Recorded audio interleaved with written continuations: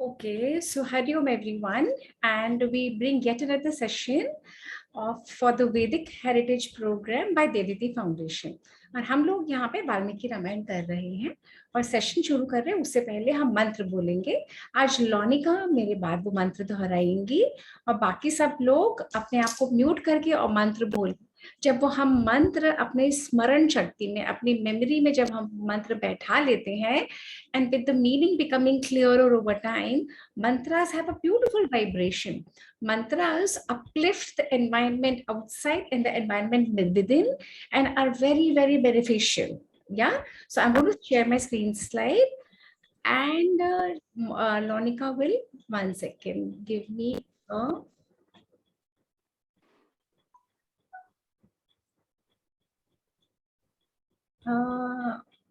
Okay. Lonika, can you please admit people, beta? Yes, ma'am. Yeah. Thank you. Sorry. Okay. Can you see my screen? Yeah. Perfect. Okay. So, Sahana Bhavatu. Sahana Bhavatu. Sahanau Bhunaktu. Sahana Bhunaktu. Sahaviryam Karvavahai. Sahaviryam Karvavahi. Tejasvinav. Tejasvinav. Dhitamastu. Dhitamastu. Ma Vidvishavahai. Vidvishahai. Om Shanti, Shanti, Shanti. Om Shanti, Shanti, Shanti. Okay, I request everybody else to please mute themselves. Okay, so ये वाला जो मंत्र जो अभी हमने कहा, ये मंत्र कहता है जो पढ़ने वाला है पढ़ाने वाला है और जितने भी लोग सुन रहे हैं, we should do something, begin something in such a auspicious and a nice manner that both of us help each other grow. Both of us, it's beneficial to each other. हम लोग एक दूसरे को काटे नहीं, एक दूसरे को डिसरिस्पेक्ट नहीं करें, एक दूसरे को रिस्पेक्ट करते हुए अपनी इस जर्नी में आगे बढ़े, है ना। सेकंड हमारा मंत्र है, जब भी हम कोई भी दीपक जलाते हैं, दीपक और लैम्प इज फॉर नॉलेज। तो जहाँ पे डार्कनेस होती है वहां पे हम लैम्प जलाते हैं, लाइट जलाते हैं, इलेक्ट्रिसिटी जलाते हैं। तो हमारे कल्चर में, शास्त्रों में शुरू से बताया गया है to light a lamp of knowledge, और एक से असंख्य दीपक जला सकते हैं। So only one lamp is needed to illuminate lakhs and lakhs of deepak, है ना। तो इसीलिए जब अपनी बर्थडे होती है ना, तब भी हमें दीपक जलाना चाहिए, हमें कैंडल बुझाना नहीं चाहिए। Very clear. 1 second, can you please mute everybody? Yeah, so we should be very clear that we may cut a birthday cake, but we need to light a lamp, we need to light a candle. We never should extinguish. हम लोगों को candle बुझानी नहीं चाहिए। And again coming back to corona, जब आप फू करते हो जोर से, आपके सारी बैक्टीरिया, सारे वायरसेस आपके मुंह से आप उस पे जाते हैं और फिर वो सब लोग खाते हैं। So never ever extinguish a candle, light a candle and keep it on one side. Okay, so ये मंत्र तभी बोलना चाहिए। ये मंत्र क्या कहता है? दीप ज्योति परम ब्रह्म। दीप ज्योते परम ब्रह्म। दीप ज्योतिर्जनार्दनः। दीप ज्योति जनार्दनः। दीपो में हरतु पापम। दीपो में हरतु पापम। दीप ज्योतिर्नमोस्तुते। दीप ज्योति नमस्तुते। तो ये मंत्र दीपक को कह रहा है कि तुम ब्रह्म स्वरूप हो, तुम्हारी वजह से अंधेरे में ज्ञान की रोशनी आती है। हे दीपक, मैं आपको प्रे करता हूँ और आप मुझे नॉलेज की लाइट दो। और इसके बाद जो मंत्र है वो बहुत सुना हुआ है, वो सभी लोग जानते हैं मेनली। गुरुर् ब्रह्मा गुरुर्विष्णु। गुरुर्ब्रह्मा गुरुर्विष्णु। गुरुर्देवो महेश्वरः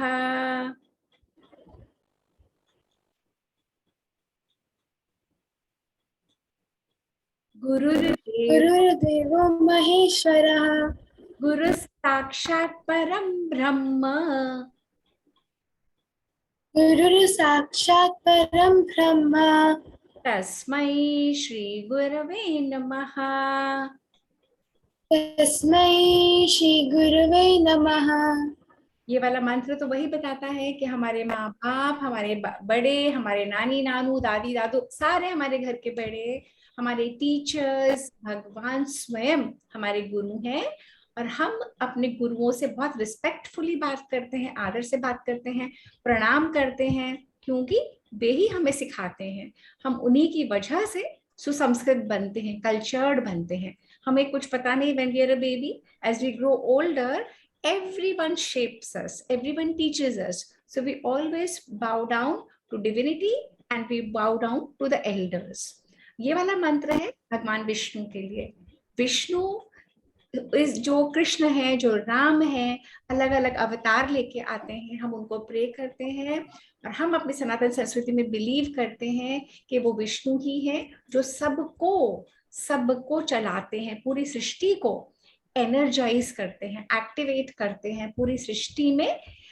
उसको जैसे इलेक्ट्रिसिटी में घर में मिक्सी होती है, टोस्टर होता है, घर में गैजेट्स होते हैं, लैपटॉप होता है, पर जब तक इलेक्ट्रिसिटी वहां पे नहीं आती आप किसी भी गैजेट को यूज नहीं कर सकते ना। अगर लैंप होते हैं, अगर वहां पे इलेक्ट्रिसिटी नहीं होती, आप स्विच ऑन नहीं करते तो वो लैंप में से, वो बल्ब में से रोशनी नहीं आती। सिमिलरली एक डिवाइन प्रिंसिपल है जो पूरी क्रिएशन के अंदर है ना। अब वो उस प्रिंसिपल को हम विष्णु बोलते हैं और हम उस विष्णु को प्रे करते हैं। क्या बोलते हैं हम? शुक्लाम वरधरम विष्णु शुक्लां वरधरं विष्णु शशिवर्णम चतुर्भुजम शशिवर्णं चतुर्भुजं प्रसन्न वदनम ध्यायेत् प्रसन्नं वदनं ध्यायेत् सर्व विघ्नोपशान्तये। सर्गो विघ्नोपशान्ताय।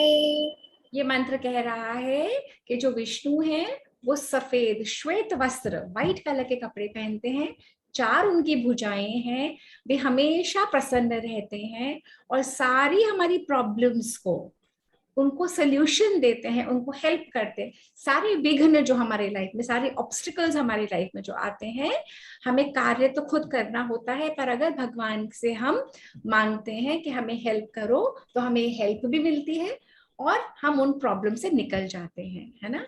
अब श्लोक नंबर 5 है। ये क्या है? ये पृथ्वी के लिए है। Every day, every moment of our lives, where do we live? On the earth. अगर अर्थ नहीं होती, हमारा घर नहीं होता, हमारे स्कूल्स नहीं होते, हम लोग कहीं स्पेस में सस्पेंडेड होते, अर्थ नहीं होती जिसकी वजह से हमें यहीं से उगलता है खाना, भोजन, हमारे सारे वेजिटेबल, सारे फ्रूट्स, सारे ग्रेन, हमको सब कुछ अर्थ से, मदर अर्थ से मिलते हैं। तो हम सनातन संस्कृति में हम पृथ्वी को अपनी माँ मानते हैं और हम पृथ्वी को प्रे करते हैं। हम पृथ्वी को कहते हैं कि तुम हमें आसरा दो, सहारा दो, हम तुम्हें गंदा नहीं करेंगे, दूषित नहीं करेंगे।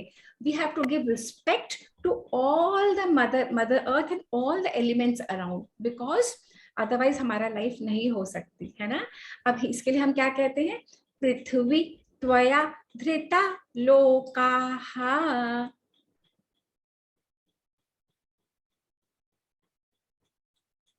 लोनिका, पृथ्वी, आप म्यूट हो बेटा। पृथ्वी त्वया धृता लोकाः।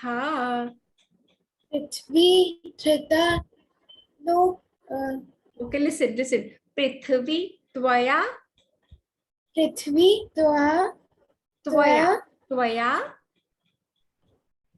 त्वया धृता धृता लोकाः लोकाः देवी त्वं देवी त्वं विष्णुना धृता विष्णुना धृता त्वं च त्वं च धारय धारय मां देवी मां देवी पवित्रं पवित्रं कुरु चासनम्. कुरु चास्ननम्. Okay, just listen now. पृथ्वी त्वया धृता लोकाः देवी त्वं विष्णुना धृता त्वं च धारय मां देवी पवित्रं कुरु चासनम्. है ना. इसके बाद वाला मंत्र है वो कहता है, वो है जब भी हम पूजा करने जाते हैं तो बहुत सारी एक्टिविटीज हम करते हैं. क्यों करते हैं? आप अपने माइंड को, सेंसेस को एक साथ लाके, तो हमारे कान भी वही सुने, हमारे आंख भी वही देखें, हम स्मेल भी वही करें, तभी हम अगरबत्ती जलाते हैं. और हम कान वही सुने तब हम घंटे बजाते हैं. घंटा बजाते हैं तो वाइब्रेशंस क्लीन होती है, क्लेंस होती है एनवायरनमेंट की आउटसाइड, और हमारे अंदर कंसंट्रेशन का पावर बढ़ता है कि हम जो टास्क हमारे सामने है, जो हम पूजा करने बैठे हैं, हम वो प्रॉपर मन से करें. है ना. तो ये मंत्र कहता है, आप भी सुनो लौनिका. आगमार्थम तु देवानां गमनार्थम तु रक्षसां कुर्वे घंटारवं तत्र देवताभान लाञ्छनम्. आगमार्थं तु देवानां गमनार्थं तु रक्षसां कुर्वे घंटारवं तत्र देवताभान लाञ्छनम्. ये मंत्र कह रहा है, घंटे बजा के हम डिविनिटी को इन्वोक करते हैं.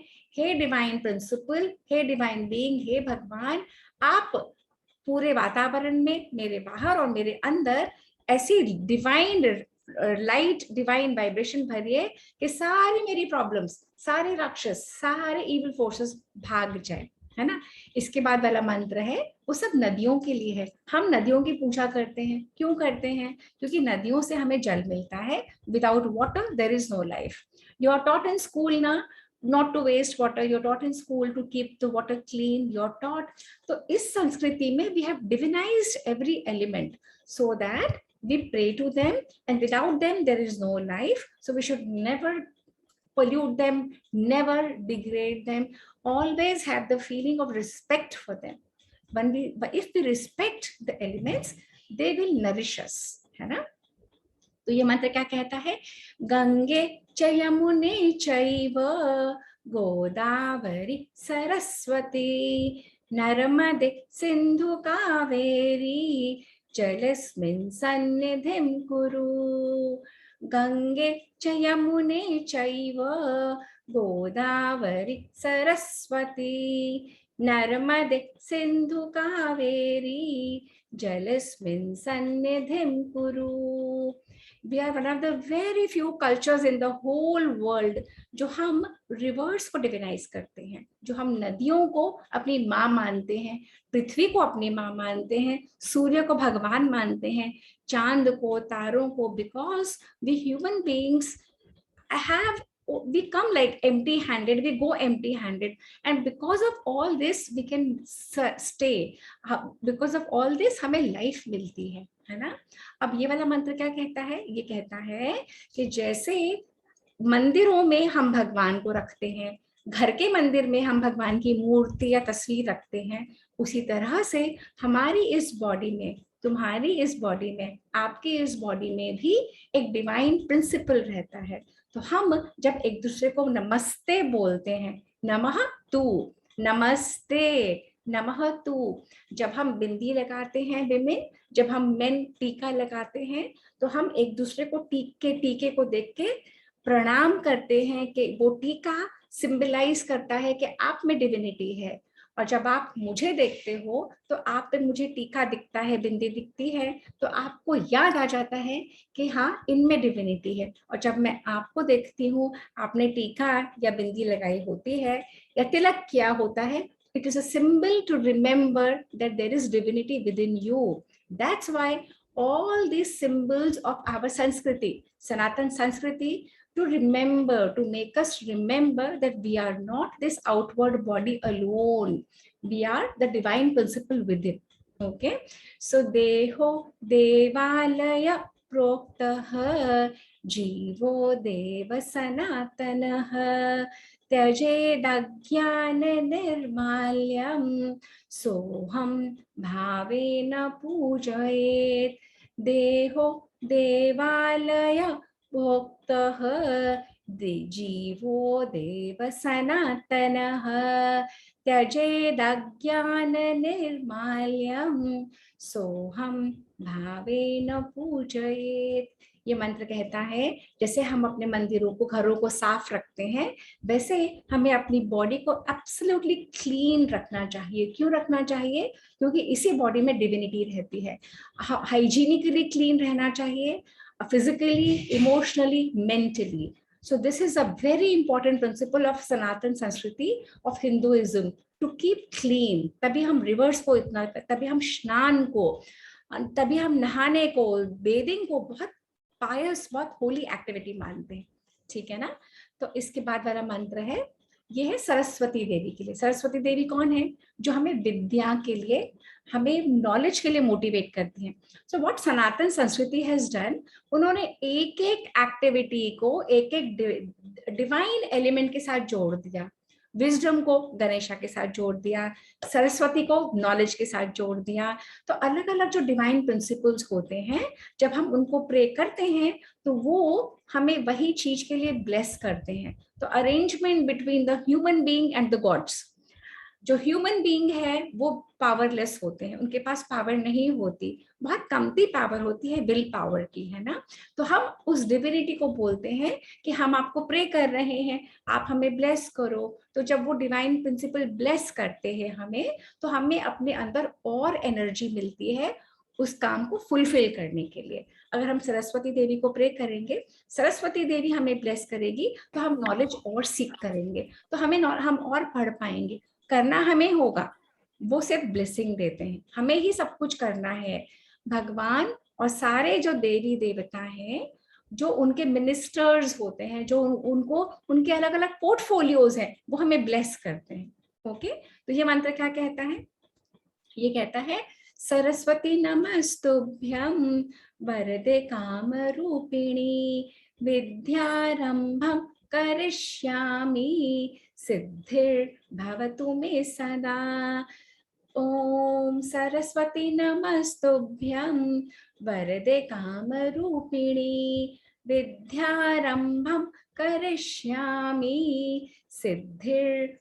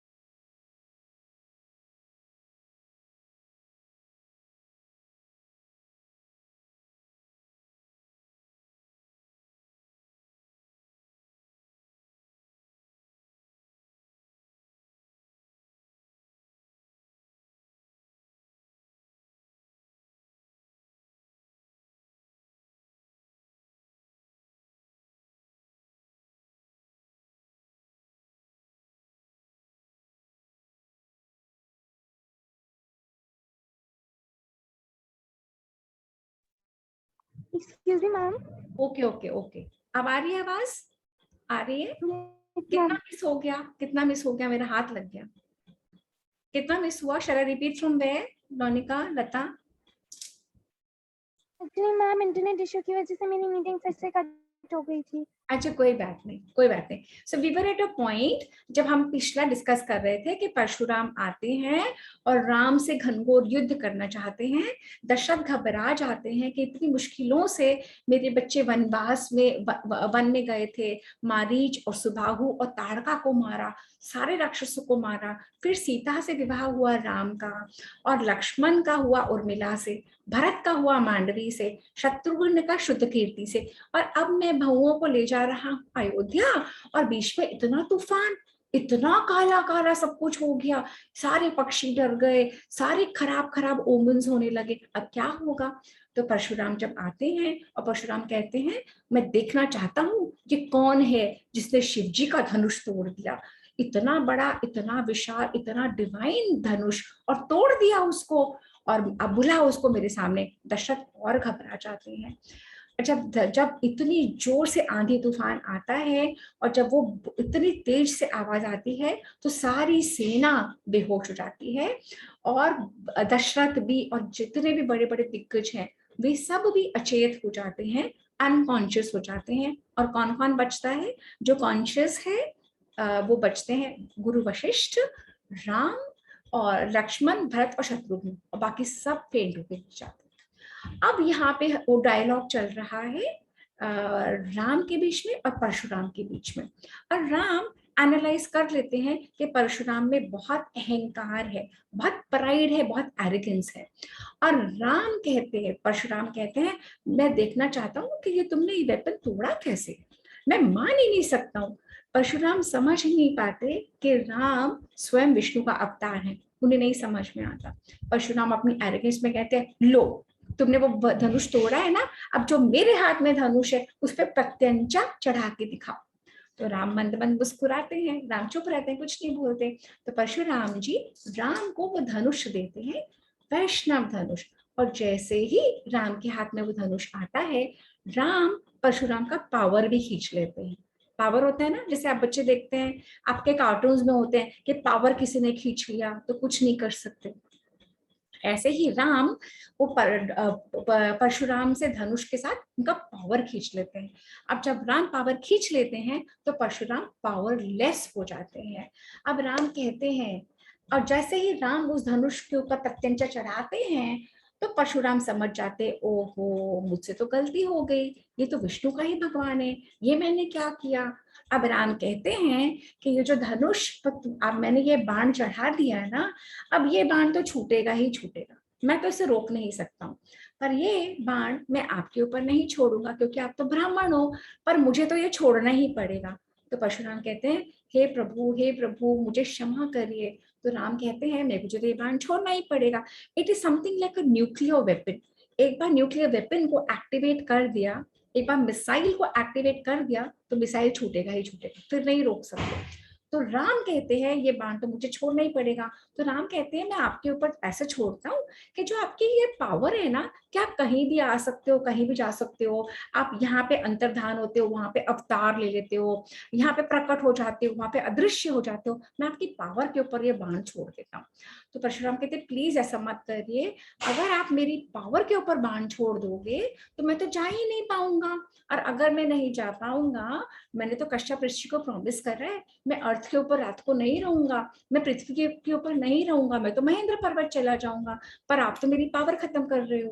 तो राम ने कहा देखो परशुराम ये पावर, ये मुझे बाण तो छोड़ना ही पड़ेगा।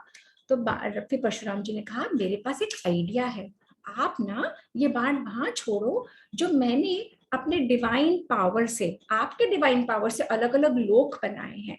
जैसे यहाँ पे हम अर्थ पे रहते हैं, इसे पृथ्वी लोक बोलते हैं। जो हेवन में जो जितने भी देवी देवता रहते हैं उन्हें हम स्वर्ग लोक बोलते हैं। जो अर्थ के अंडरग्राउंड रहते हैं उन्हें हम पाताल लोक बोलते हैं।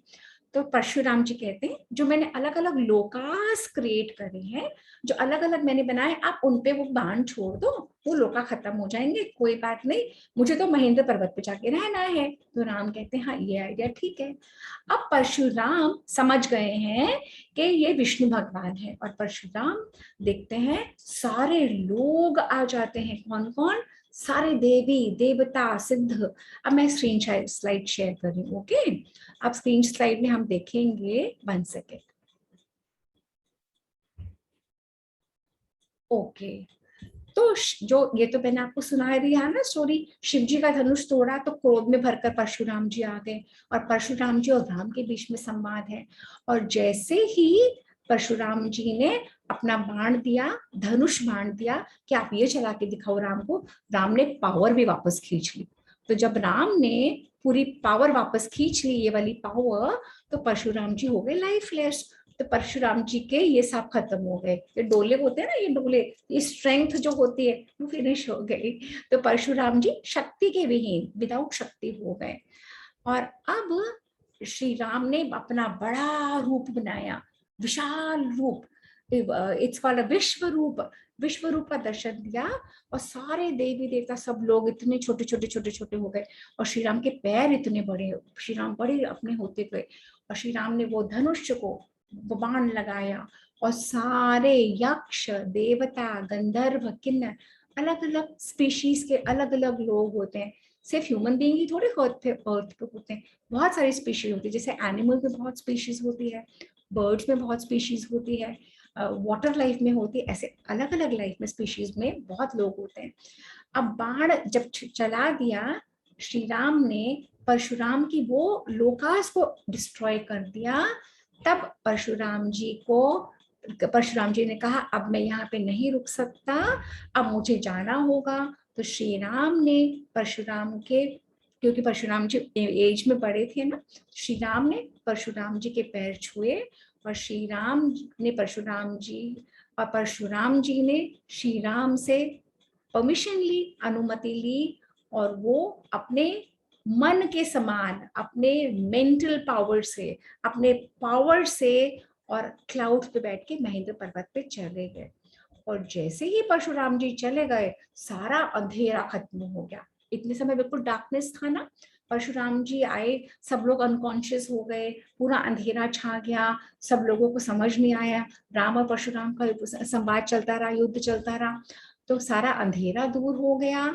और जब अंधेरा दूर हो गया, सारे देवी देवता, ब्रह्मा जी, सारे ऋषि मुनि, सारे यक्ष नाग गंधर्व किन्नर, अलग अलग स्पीशीज के अलग अलग लोग आए, और उन लोगों ने फ्लावर्स की वर्षा करी, और सबने राम जी की बहुत अप्रिसिएशन करा कि थैंक गॉड आपने परशुराम जी का अहंकार दूर करा, थैंक गॉड परशुराम जी वापस चले गए, थैंक गॉड कोई वॉर नहीं हुआ, थैंक यू राम जी जो आपने ये सब करा। अब जैसे ही उन्होंने ये सब करा, तो अब राम के हाथ में इतना बड़ा डिवाइन वेपन था जो विष्णु जी का धनुष था।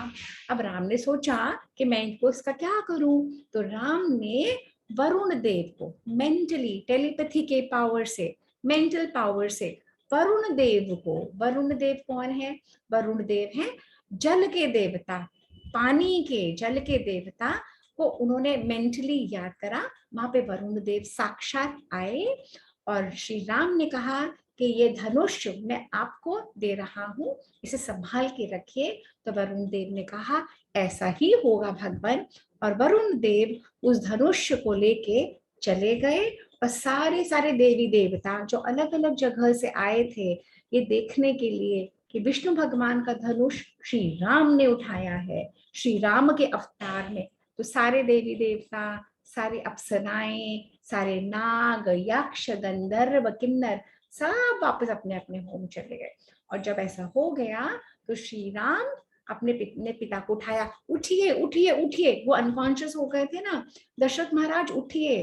तो दशरथ ने कहा हाँ हाँ क्या हुआ क्या हुआ? तो श्री राम ने कहा आप तो बेहोश होकर लेट गए थे, आपको एक गुड न्यूज देता हूँ कि जो जमदग्नि के बेटे जो परशुराम आए थे वो चले गए, तो दशरथ ने कहा थैंक गॉड वो चले गए, क्योंकि दशरथ बहुत डर गए थे। दशरथ डर गए थे कि न जाने परशुराम, क्योंकि परशुराम की जो स्टोरी है ना, परशुराम ने 16-17 टाइम्स सारे क्षत्रियों को खत्म कर दिया था इस अर्थ के ऊपर से, पृथ्वी के ऊपर से। तो परशुराम को जब सुनते हैं कि परशुराम आते हैं, सब लोग डर जाते हैं। जो जो गलत काम करते हैं वो तो डरते ही हैं, जो अच्छा काम करते हैं वो भी डर जाते हैं कि ना जाने परशुराम इतने क्रोधित हैं, क्या कर जाएंगे, है ना। तो राम ने कहा कोई डरने की बात नहीं है पापा, पिताजी, पिताश्री, परशुराम तो चले गए। दशरथ बहुत खुश हो गए और दशरथ ने समझा थैंक गॉड हमें तो नई लाइफ मिल गई, मैं भी जीवित रहा, मेरे बेटे भी जीवित रहे, मेरी बहुएं भी सब ठीक हैं। और दशरथ ने अपनी गुरु वशिष्ठ को पूछा और सारी सेना, देखो सब अनकॉन्शियस पड़ी है ना, खुद पड़ा हुआ कोई ऐसे, वशिष्ठ ऋषि को पूछ के और सारी सेना को होश आया और सारी सेना ने परमिशन लेके और चलना शुरू करा। कहाँ चलना शुरू करा? अयोध्या की तरफ चलना शुरू करा। और अयोध्या में जाके क्या होता है? अयोध्या में जाके क्या होगा? जब कभी भी विवाह होता है और जब बारात जाती है, किसको लेके? जो न्यू वाइफ, न्यू बहूज होती हैं, जब उनको लेके जाती है दूल्हा दुल्हन, तो जाती है तो सारे लोग वेलकम करते हैं ना। ऐसे ही अयोध्या पूरी सजी हुई थी। अयोध्या इतनी सुंदर सजी हुई थी, सब लोगों ने अपने अपने घर सजाए थे। राजा दशरथ और उनकी रानियों ने, राजा दशरथ तो बारात में थे पर उन्होंने मैसेंजर से मैसेज भिजवा दिया था, तो सब रानियों ने और पूरी अयोध्या को सजवाया, सारे पैलेसेस को सजवाए, इतनी सुंदर बन गई, इट वॉज ब्यूटिफुल। और जब वो सज गई और जैसे जैसे बारात आने लगी तो सारी रानियां अपने महलों में से निकल के आई और बहुओं का वेलकम करने के लिए। तो वेलकम कैसे करते हैं? आरती उतारते हैं, रिचुअल्स करते हैं, पूजा करते हैं, है ना। तो वो सारी चीजें करी और अब मैं वापस स्क्रीन स्लाइड पे ले चल रही हूँ। ओके, सो लेट्स सी अब क्या होता है। अब जब अयोध्या में बारात आने लग जाती है, पूरी अयोध्या सजी हुई है, सब लोग आ गए, नगाड़े बजने लगे, शहनाई बजने लगी और यहाँ से ये बारात आ रही है, हाथी घोड़े पालकियों पे, चतुरंगिनी सेना आ रही है। जब सब आ जाता है वहां से, तो ये सारी जो रानियां होती हैं, जो रानी कौन कौन होती है? कौशल्या, सुमित्रा और कैकेयी, ये तीनों रानियां, ये तीनों चारों कपल्स के लिए, राम और सीता, लक्ष्मण और उर्मिला, भरत और मांडवी और शत्रुघ्न और श्रुतकीर्ति, इन सब कपल्स को, और ये है राजा दशरथ और ये है वशिष्ठ ऋषि, इन सब का वेलकम करने के लिए सारी रानियां आ जाती हैं। फिर इनको मंदिर ले जाके पूजा करवा के भगवान को के थैंक यू भगवान जी, सब काम बहुत अच्छे से हो गया, आपकी कृपा बनी रही, कोई प्रॉब्लम नहीं आई, सब कुछ निर्विघ्न हो गया। भगवान जी को ढोक दिलवा के पूरी रात मंदिर में बैठा के अगले दिन वो सारे बहुओं को और बेटों को अपने अपने महल में, एवरीबडी हैड अ महल, हाँ सबके अपने अलग अलग महल थे, चारों अपने अलग अलग महल में चले जाते हैं और चारों बहुत महल में रह के बहुत अच्छे से रहते हैं। जितने भी ये बॉयज है ना, राम लक्ष्मण भरत शत्रुघ्न, ये अपने फादर दशरथ को हेल्प करते हैं अयोध्या को बहुत अच्छे से एडमिनिस्ट्रेशन में, सिटीजन्स की प्रॉब्लम्स में, सिटीजन्स को कोई प्रॉब्लम होती है उसको देखने में, किसी की कोई आपस में, तो दशरथ के साथ चारों पुत्र अयोध्या की देखभाल करते हैं। और चारों ये जो लड़कियां हैं ये अपनी सासों के साथ अपनी महलों में जाके, ये चारों बहुएं, ये तीनों सासों एक बहुत अच्छी ट्यूनिंग बना के बहुत प्रेम से बहुत प्यार से एक दूसरे के साथ रहते हैं। और ऐसे रहते रहते रहते रहते बहुत टाइम बीत जाता है, 1 year 2 years 3 years 4 years 5 years, ऐसे साल दर साल बीतते चले जाते हैं। जब हम लोग रामायण सीरियल्स में देखते हैं तो हमें ये लगता है कि विवाह होता है और कुछ ही समय बाद वनवास हो जाता है, पर ऐसा नहीं हुआ था। वाल्मीकि रामायण में it is very clearly mention कि विवाह होता है चारों का, और चारों अयोध्या में कपल्स सेटल हो जाते हैं और सब अपने फादर को हेल्प करते हैं अयोध्या को एडमिनिस्टर करने में, और सब सीखते हैं, स्टेट क्राफ्ट सीखते हैं, पॉलिटिक्स सीखते हैं, सारी सारी अपनी नॉलेज सीख के को कैसे पूरी सिटी को, पूरे देश को, क्योंकि Ayodhya was the capital of the world, तो पूरे वर्ल्ड को कैसे एडमिनिस्टर करना है, they look into every aspect and they become very intelligent, very brave, very strong. और अयोध्या का नाम अयोध्या इसलिए होता है, अयोध्या इतनी स्ट्रांग होती है कि कोई भी उसके ऊपर युद्ध नहीं कर सकता. Nobody can ever wage a war. जैसे अभी यूक्रेन और रशिया का वॉर हो रहा है, रशिया यूक्रेन पे अटैक कर रही है ना, इस तरीके से अयोध्या पे कभी कोई अटैक नहीं कर पाया. अयुद्ध, अयुद्ध, अयोध्या, अयोध्या कोई युद्ध नहीं कर सकता. और ये सारी लड़कियां अपनी सासों के साथ रह के पैलेसेस मैनेज करना, स्टेट्स मैनेज करना, ट्रेजरी, अलग अलग डिपार्टमेंट्स हैंडल करती हैं और अपने आप को स्ट्रांग बनाती हैं. And women empowerment, complete women empowerment में ये लोग रहते हैं अयोध्या में.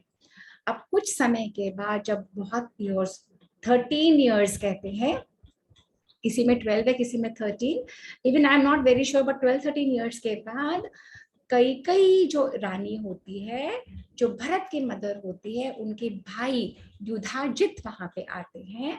और युधाजित भरत से बहुत प्यार करते हैं. आपके मामू आपको प्यार करते हैं ना, मामू नानू नानी कितना प्यार करते हैं, ऐसे ही भरत के जो मामू होते हैं युधाजित, वो आते हैं अयोध्या और वो कहते हैं कि मैं भरत को, अब वो अपने मन में सोचते हैं कि मैं तो भरत को अपने बेटों से भी ज्यादा प्यार करता हूँ, तो क्यों ना मैं भरत को अपने साथ अपने घर ले जाऊं.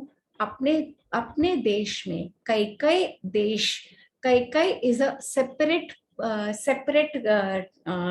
राज्य और सेपरेट स्टेट. तो कई के जो किंग होता है, कई की प्रिंसेस दशरथ की वाइफ होती है कई, और कई का बेटा होता है भरत, और कई का ब्रदर आता है युधाजित भरत को अपने साथ नानी हाउस ले जाने के लिए.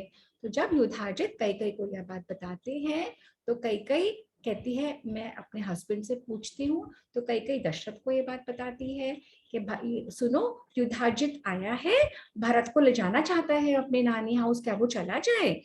तो भरत दशरथ कहते हैं देखो वैसे तो मुझे अपने बच्चों को दूर भेजना पसंद नहीं है, पर तुम इतना ही चाहती हो तो थोड़े दिन के लिए चला जाए भरत. तो कई खुश हो जाती है और कई ये बात बताती है भरत को. और भरत को जब ये पता लगता है, तो भरत बताता है ये बात शत्रुघ्न को. क्यों बताता है? क्योंकि जैसे राम और लक्ष्मण एक साथ रहते हैं, वैसे भरत और शत्रुघ्न एक साथ रहते हैं. राम और लक्ष्मण की एक जोड़ी है, भरत और शत्रुघ्न की एक जोड़ी है. राम और लक्ष्मण एक दूसरे को बहुत प्यार करते हैं, और लक्ष्मण कभी भी राम की बात काटता नहीं, टालता नहीं, सब सुनता है, जो राम बोलते हैं वो करता है. सिमिलरली शत्रुघ्न भी भरत की सब बातें सुनता है, जो भरत बोलते हैं वैसे ही शत्रुघ्न करता है. भरत और शत्रुघ्न एक दूसरे को बहुत प्यार करते हैं, रिस्पेक्ट करते हैं. सिमिलरली राम और लक्ष्मण एक दूसरे को बहुत प्यार करते हैं, रिस्पेक्ट करते हैं, और चारों भाई एक दूसरे को बहुत प्यार करते हैं, रिस्पेक्ट करते हैं. But out of all four, these two are inseparable and these two are inseparable. Ram और लक्ष्मण इंसेपरेबल है, भरत और शत्रुघ्न इंसेपरेबल है. तो भरत कहता है शत्रुघ्न को, शत्रुघ्न मेरे ना मामू आए हैं, वो मुझे ले जाना चाहते हैं, तुम भी चलो, तुम भी चलो. तो शत्रुघ्न कहता है हाँ दैट्स अ गुड आइडिया. तो शत्रुघ्न कहता है पर पापा से पूछना पड़ेगा. तो शत्रुघ्न जाते हैं दशरथ के पास और पूछते हैं. तो दशरथ पहले तो मना करते हैं, कहते हैं, फिर शत्रुघ्न फिर बोलते हैं, जैसे आप लोग को ट्रिप पे जाना होता है तो आपको बार बार पूछना पड़ता है ना, पापा can I go for the trip, दादी दादू क्या मैं ट्रिप पे चला जाऊं, नानी नानू सब बड़ों से पूछना पड़ता है ना. ऐसे ही शत्रुघ्न को पूछना पड़ता है. जब शत्रुघ्न कन्विंस कर लेते हैं, दशरथ मान जाते हैं. और जब दशरथ मान जाते हैं, तो शत्रुघ्न भी भरत के साथ कहाँ चले जाते हैं, कई देश में भरत के नानी हाउस. और जब चले जाते हैं तो यहाँ पे 2 बॉयज बचते हैं, राम और लक्ष्मण, दशरथ के पास. तो राम और लक्ष्मण और ज्यादा ध्यान देते हैं, अपने पेरेंट्स की सेवा करते हैं. राम और लक्ष्मण और ज्यादा ध्यान देके अयोध्या के एडमिनिस्ट्रेशन में पार्ट लेते हैं. राम और लक्ष्मण को पता लग जाता है कि हमारी माएँ भी अकेली हो गई हैं, और वो अपनी माओं के लिए बहुत ज्यादा ध्यान रखने लगते हैं. और उधर भरत के नानी हाउस में सब लोग इतना ध्यान रखते हैं भरत और शत्रुघ्न का, क्योंकि कुछ ही दिनों के लिए भरत शत्रुघ्न आए ना, आप अपनी नानी हाउस जाते हो तो कितना प्यार करते हैं लोग आपको, है ना, मामू भी, नानी भी, नानू भी, मासी मामू सब लोग। ऐसे ही भरत और शत्रुघ्न को रोज नई नई चीजें देते थे भरत और नानी हाउस में, और उसके बाद उनको रोज कभी कोई एक्टिविटी कभी कोई एक्टिविटी रिस्पेक्ट करके बहुत प्यार से खूब खाना पीना, खूब खुश, खूब हॉर्स राइडिंग कराते थे। फिर भी भरत और शत्रुघ्न के मन में अपने अपना होम, अपने पापा, अपनी मम्मा सब लोग आती थी, और वो कहते थे हम थोड़ी देर में ना चले जाएंगे अपने होम, पर नानू मामा फिर रोक लेते थे, नहीं नहीं अभी नहीं जाना। और उधर राम और महाराज दशरथ भी अपने पुत्रों को, भरत और शत्रुघ्न को बहुत याद करते थे और सोचते थे न जाने कब आएंगे ये दोनों। और उधर राम और लक्ष्मण अपनी फादर, अपनी तीनों मदर्स की बहुत सेवा करते थे, उनको खुश रखते थे, क्योंकि उनको पता था कि 2 बॉयज घर में नहीं है ना। तो अब हमने स्टोरी हमारी कहाँ पे खत्म की? अब किस किस को समझ आई आज की स्टोरी? अच्छी लगी? किस किस को Yes, समझ ma'am. आई? अच्छी लगी? अच्छा, ओके। तो यू वन, तो अब हमें क्या करना है, 1 सेकेंड रुको, हाँ 1 मिनट,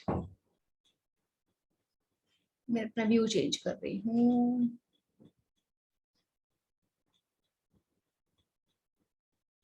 ओके, तो अब हमने क्या देखा? अब हमने देखा कि बालकांड आज खत्म हो गया। कैसे खत्म हुआ बालकांड? खत्म ऐसे हुआ कि सब चारों विवाह करके कपल्स आ गए, चारों अयोध्या में रहने लगे, और चारों रहते रहते बहुत सालों तक अयोध्या की उसमें पाठ पाठ कर रहे थे, घरों में भी ध्यान रख रहे थे, सब कुछ कर रहे थे। और भरत चला जाता है अपने मामा हाउस अब शत्रुघ्न को लेके। तो जो रामायण है ना, वाल्मीकि रामायण सेपरेट सेपरेट कांडों में है, सेपरेट सेपरेट पोर्शंस, कांड मीन्स अ पोर्शन। तो बाल कांड आज यहाँ पे समाप्त होता है। अब हम नेक्स्ट जिस पोर्शन में जाएंगे उसको बोलते हैं Ayodhya Kand. Okay, so today we finished the Bal Kand, और अगला सेशन में हम देखेंगे कि हम क्या देखेंगे कि राम की कैसी जर्नी रहती है, फिर हम देखेंगे कि भरत और शत्रुघ्न यहाँ पे क्या करते हैं, फिर हम देखेंगे कि जो गर्ल्स है ये यहाँ पे क्या करती हैं, दशरथ का क्या होता है, और कैकेयी का जो इम्पोर्टेंट रोल है, कैकेयी की लाइफ में अब क्या आने वाला है, तो ये सब हम देखेंगे नेक्स्ट टाइम। अब हम आप क्लोजिंग मंत्र करते हैं। ओके, आप लोग सब सिर्फ सुनो, और मैं मंत्र को मैं मंत्र 2 बार बोलती हूँ। Okay, give me a second. Okay, सब लोग अपनी आईज क्लोज करके हाथ जोड़ के सीधे बैठ जाओ। हाँ, ओम पूर्णमद पूर्णमिदं पूर्णात् पूर्णमुदच्यते पूर्णस्य पूर्णमादाय पूर्णमेवावशिष्यते।